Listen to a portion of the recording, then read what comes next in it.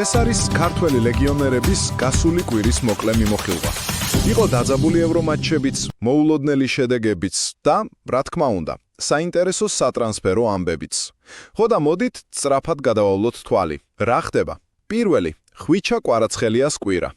ნამდვილი ამერიკული მთები იყო, ხან ზემოთ, ხან ქვემოთ. აი, ერთის მხრივ რენთან დუბლი შეასრულა და საფრანგეთის ლიგა 1-ის ტურის საუკეთესო მოთამაშედაც კი დაასახელეს. მაგრამ მეორეს მხრივ იყო ჩემპიონთა ლიგა და ბილბაოსთან ნათამაშები ფრე. და აი, აქ უკვე კვარა უკმაყოფილო იყო. განსაკუთრებით იმ მომენტის გამო, გახსოვთ ალბათ, ბრედლი ბარკოლამ ცარიელ კართან რომ პასი არ მისცა.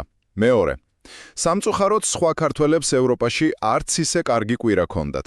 გიორგი მიქაუტაძის ვილიარეალი კოპენჰაგენთან დამარცხდა ანგარიშით 2-3 და ფაქტობრივად გამოეთიშა ჩემპიონთა ლიგას. არც სხვებს გაუმართლათ, ანზორ მექვაბიშვილმა პენალტი ააცილა, ოთორ კიტეიშვილის და გურამ კაშიას გუნდებმაც თავიანთი თამაშები წააგეს.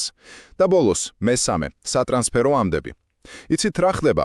გიორგი მამარდაშვილს როგორც ჩანს, ლივერპულის ძირითადში მოხვედრის შანსი უჩნდება. ამბობენ, რომ მათი მთავარი მეკარე, ალისონ ბეკერი, შეიძლება იტალიაში დაბრუნდეს. ეს კი, რა თქმა უნდა, მამარდაშვილისთვის დიდი შანსია. სხვათა შორის, გიორგი ქოჩორაშვილის მომავალი სპორტინგში ჯერ გაურკვეველია, გიორგი ზარია კი დიდი ალბათობით ზამთარში დატოვებს ყაირაც. მოკლედ, ასეთი იყო ეს კვირა ჩვენი ლეგიონერებისთვის, პირადი წარმატებებით, გუნდური იმედგაცრუებებით და ბევრი საინტერესო მოლოდინით. გამოიწერეთ ჩვენი არხი, მადლობელი ვიქნებით თქვენი ყოველი ლაიქისთვის.